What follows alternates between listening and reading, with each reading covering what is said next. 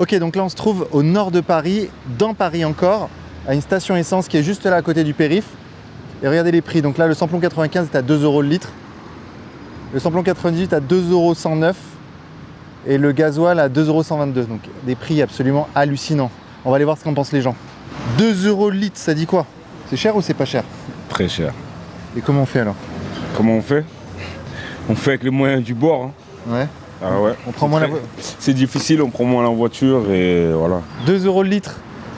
Cher ou pas cher? C'est une très bonne nouvelle. Ah oui? Bah oui. Pourquoi?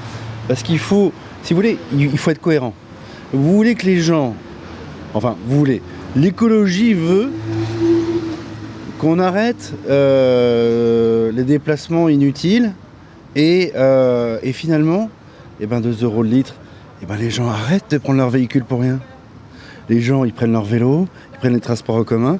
Donc le 2 €, il faut le laisser à 2 €. Et même, il faut le laisser s'envoler, le prix du pétrole. Vous faites comment au quotidien? Vous faites moins de trajets? Exactement. On fait beaucoup moins de trajets et puis on voit si on peut prendre les transports ou des petites choses comme ça. Ah ouais, du coup ça vous arrive de prendre le métro, de prendre le bus? Ouais, ça faisait très longtemps que je l'avais pas pris, plus de 5 ans, mais ouais, malheureusement, pas le choix. Le prix de l'essence, vous en pensez quoi là? 2 € le litre? C'est cher. Cher? Ça vous dissuade de prendre votre moto des fois? Non. Ah ouais. Pas le choix. Mais au fait, le prix de l'essence se décompose comment? Sur un plein de samplon 95 à 100 €, le coût de la matière première ne représente qu'environ 35 €. Son raffinage représente 6 €, le distributeur prend quant à lui 7 €. Tout le reste, soit 52 €, ce sont des taxes. 20 € de TVA et 32 € de taxes intérieures de consommation sur les produits énergétiques. Cette dernière taxe est le 4e revenu de l'État, avec 18,4 milliards d'euros de recettes prévues en 2022. Loin derrière la TVA, 97,5 milliards de recettes par an, les impôts sur le revenu, 82,4 milliards d'euros de recettes, et les impôts sur les sociétés, qui ramènent quant à elles 39,5 milliards d'euros dans les caisses de l'État. Mais les taxes sur les carburants se positionnent loin devant les recettes liées au jeu d'argent, qui représentent 4,7 milliards d'euros pour l'État, et celles des radars et PV de stationnement, qui ramènent quant à elles 1,5 milliard d'euros par an. Le prix des carburants en France est donc majoritairement composé de taxes qui sont importantes pour les caisses de l'État. 78 €, 75 pour 40 litres. Pour 40 litres. C'est horrible. C'est horrible. Et moi, je roule toutes les heures, toutes les minutes, tous les jours. Je suis taxi. Ouais. Ici, c'est 1,78 €. Là-bas, c'est 1,98 €. Ah ouais. Ouais. Ici c'est 1,78 €, j'ai vu 2 € le litre moi. 2 €, 1,99 €. Est-ce que c'était changé? Le 95, samplon 95. Ça dépend, vous mettez quoi? 95? Non, 98. 98, il est encore plus cher, il est à 2 € et quelques. Ah non. Ah si? Venez voir. 2 € 10 centimes. J'en ai marre. Allez. Je n'ai même pas vu. Et les mesures du gouvernement, vous les trouvez utiles? Les 15 centimes le litre de réduction? Faudrait réduire à 1 €.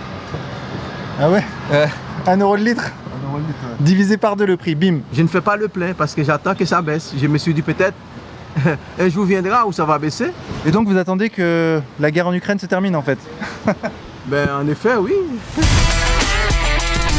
Ah mais vous pourriez prendre le métro, le vélo, la trottinette, à pied même? Non, pas du tout. Non? Demandez à ma femme. Je suis avec elle. C'est elle qui sait? C'est elle qui sait. Je vois que vous êtes en trottinette. On fait un reportage sur les prix de l'essence. Oui. Qu'est-ce que vous en pensez vous? 2 € le litre? J'ai la voiture juste ici en fait. Ouais. Donc moi je prends la voiture tous les jours. C'est une horreur. 2 € le litre, c'est une folie. Les gilets jaunes, en 2018, sont sortis dans la rue pour ça. C'est exactement ça, ouais. Et là, Et les là prix ont complètement dépassé les niveaux de 2018. Oui, mais bon, les gilets jaunes, quand ils sont sortis dans la rue, ils se sont tellement fait matraquer que je veux dire, maintenant, il faudrait quand même que des mecs, ils aient vraiment, ils en aient vraiment plein les... pour pouvoir retourner autour des ronds-points ou refaire le coup de poing. Ouais, comme ils se sont fait massacrer, les mecs. On va manifester, on va se faire casser sur la gueule. Ça sert à quoi en fait? Mais en même temps, ça favorise surtout les riches qui pourront se déplacer eux comme ils voudront et les pauvres ne pourront pas. Non, moi je suis pour qu'on aide, mais qu'on aide les gens qui en ont besoin. Justement, pas les riches qui viennent à la pompe ou alors les fainéants qui prennent pas le vélo. Mais vous-même, vous êtes en scooter. Ouais. Vous pourriez être en vélo. Oui, absolument. Tout à fait. Tout à fait. Je pourrais être en vélo. Parce que confort de vie, Je suis vraiment pas extrême gauche, je suis pas du tout mélenchoniste ou quoi que ce soit, mais force est de constater que ces personnes qui disent qu'il faudrait bloquer le prix des carburants, ils ont raison. Quand on voit que Total a gagné 9 milliards d'euros depuis le début de l'année, que le patron de Total il s'est augmenté de 52%, bah, franchement, on se demande quand même comment c'est possible.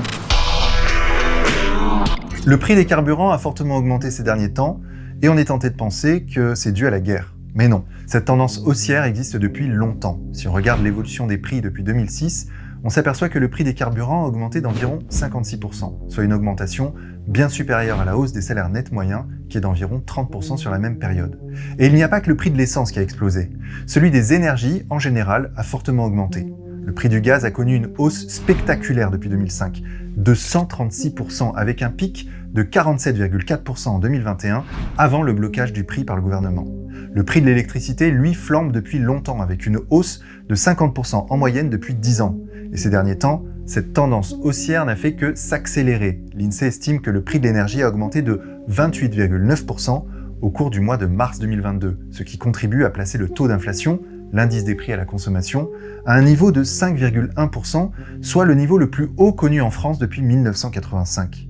Et cette hausse des prix ne concerne pas que l'énergie. À part le tabac, tous les prix ont augmenté en 2022. On le voit par exemple avec la hausse de 7,2% du prix des produits frais et une hausse globale des prix dans l'alimentation, les services ou encore les transports.